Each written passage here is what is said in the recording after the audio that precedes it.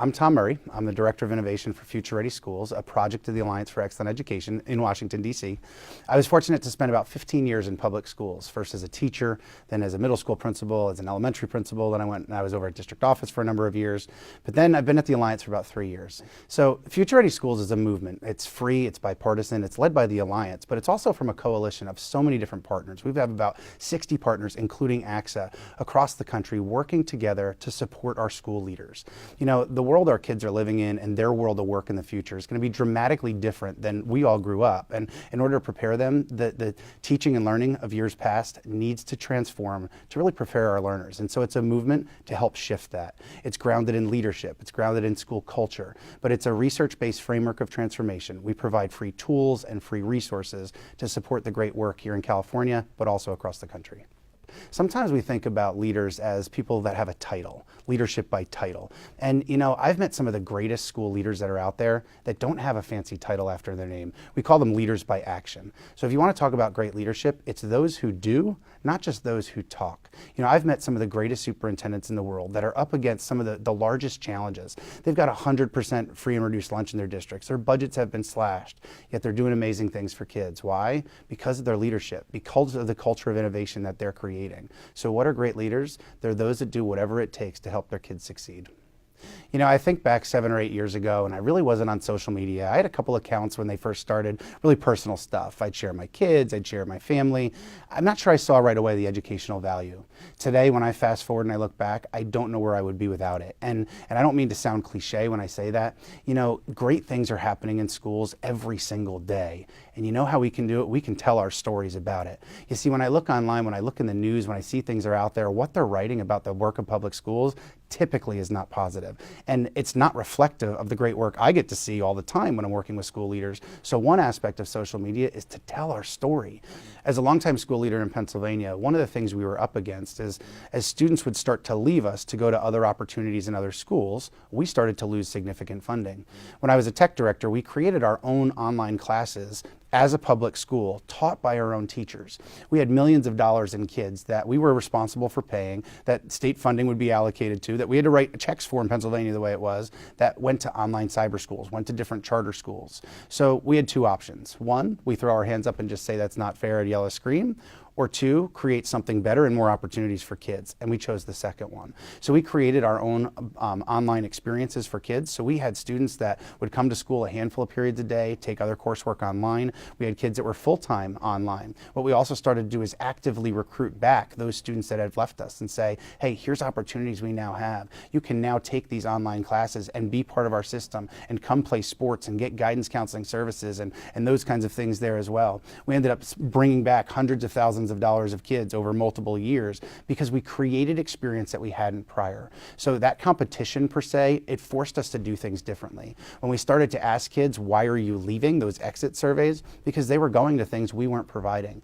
It took our brick and mortar traditional structure and forced us to say, how can we do not something just different, and so kids started to return. We actually started to have other kids. It wasn't a full open enrollment state like some states are out there, but we had kids that started to come to us as we would support other schools in the area as well. And it was a win-win for their school, but it was also most importantly a win for the child because they had better experiences in their home district, in their home boundaries, around their neighborhood kids, and we could do it well. Why? Because we had great teachers and great leadership around to make it happen.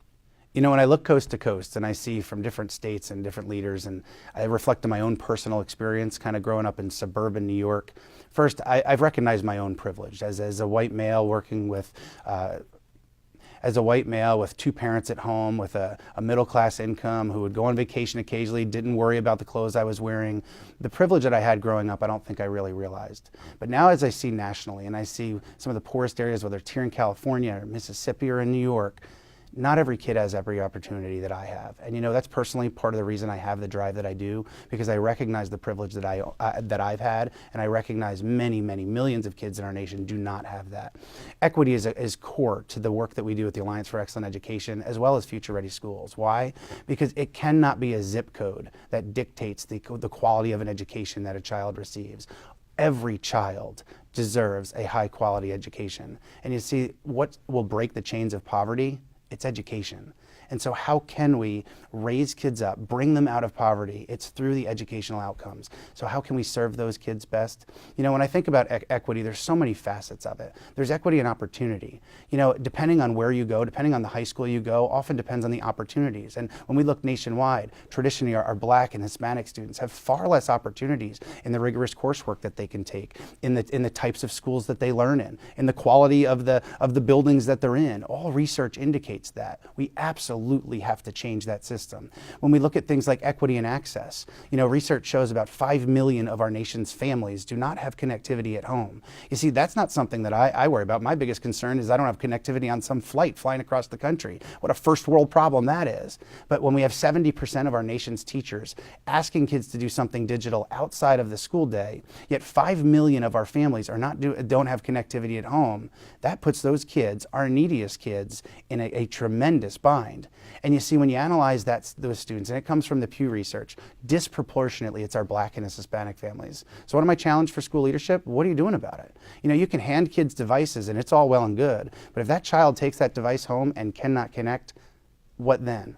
You know, I'm thinking about schools. I think about Superintendent of the Year, Russell Booker in South Carolina. One of the things he's doing is he's working through community partnerships. He's partnering with his businesses all throughout his county in South Carolina to be able to say, here's the digital initiatives that we're doing. Here's the skills our kids need for the workforce. But we recognize many kids in our community don't have internet access. Will you, as business partners, partner with us to give kids safe places that they can come work and hop on Wi-Fi after school on the weekends and being able to do so? You know, and what starts to happen is the businesses and the schools start to partner as a community. When you think about it, where do most small businesses live? With their owners, they live in our communities or in communities nearby. And so how can we serve our traditionally underserved students? You know, equity and opportunity, equity and access are just two of the areas that we focus on. So when I think about technology, I think about technology use at schools. Equity is a key component to that. First of all, there's this notion, there's a lot of research out there that shows in traditionally underserved areas, teachers are using technology for your low-level digital drill and kill. And you look at any research on that topic, it's really just actually a waste of money. You know, if we're just taking worksheets and digitizing past practices and putting them online, there's no shift in pedagogy. All we're doing is spending more money. And from a research end, what we're seeing is in our traditionally underserved areas, that's the primary use. However, drive out to suburbia, and what you see is teachers that are typically have more training because there's often more finances there that are starting to use technology. I shouldn't say starting to use, but have been using technology for higher level. You know, the National Ed Tech Plan, they differentiate between active use and passive use. And passive use is more of your consumption-based. And we're seeing more consumption-based use in some of our urban districts and some of our traditionally underperforming areas as well. But then in many of our richer suburban schools, we're seeing some more active use where you see coding, design, creation. And that's what works with ed tech. So when we look at the research, it's the interactive learning, what works. It's the use of technology to explore, design, and create. So it's not just simply getting the devices. You know, we've been talking about the digital divide, the haves and the have-nots, but probably for 15 years at this point. It's the digital use divide coined by the National Ed Tech Plan, which is how the technology is used, which is just as important. You see, you can be one-to-one in a classroom and not be innovative at all. You can have very little technology and do very innovative things for kids. So still, it's grounded in high-quality instructional practices. So how do we do that? First and foremost, we focus on high-quality teaching and learning, and then we can use technology as an amplifier. But I'm also realistic. A lot of districts are really struggling for cash.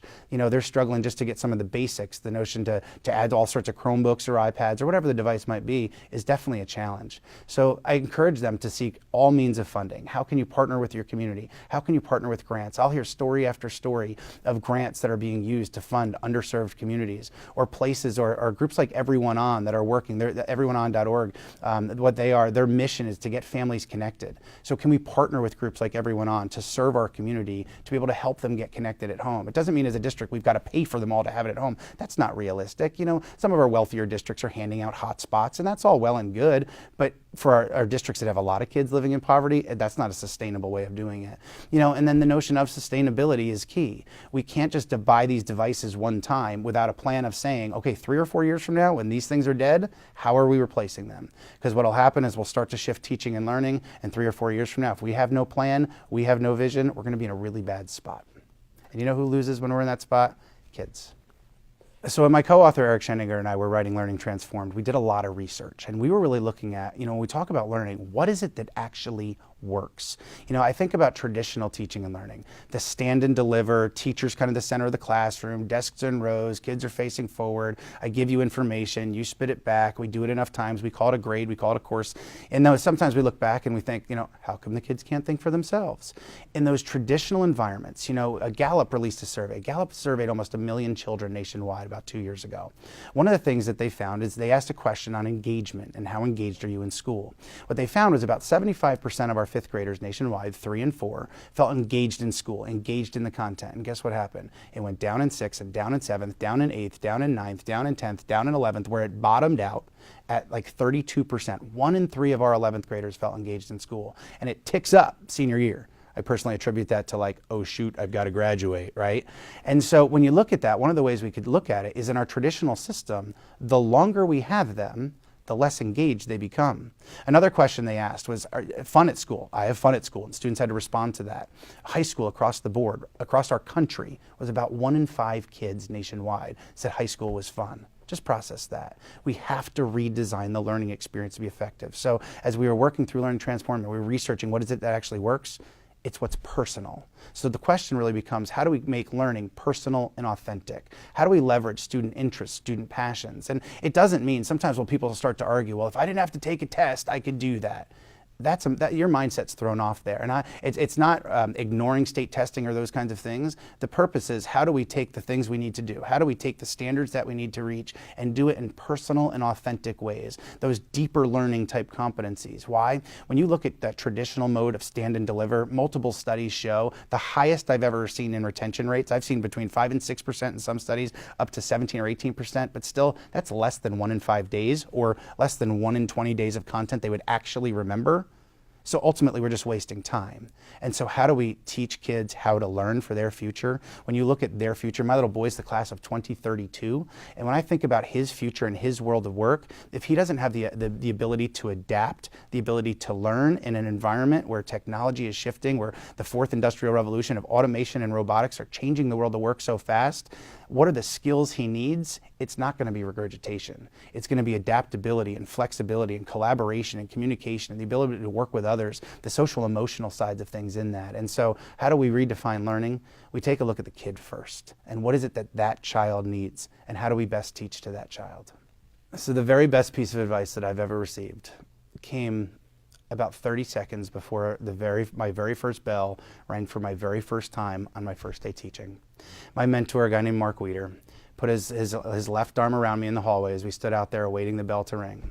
And he said, Tom, before your first day, he said, I've been doing this for 26 years. As your mentor, if there's one thing that I can teach you, if there's one thing that I can teach you as your mentor moving forward, it's this. This job is about loving and caring about kids. This job is about doing whatever it takes for the kids that we serve. This job is about relationships. And he said, Tom, if you forget that, you've got 2 options. 1, get out and go do something different. Or 2, refocus on that, because this job is about loving and caring about kids, and our kids need you. That was moments before the bell rang for the very first time, and I will tell you, I've never forgotten it.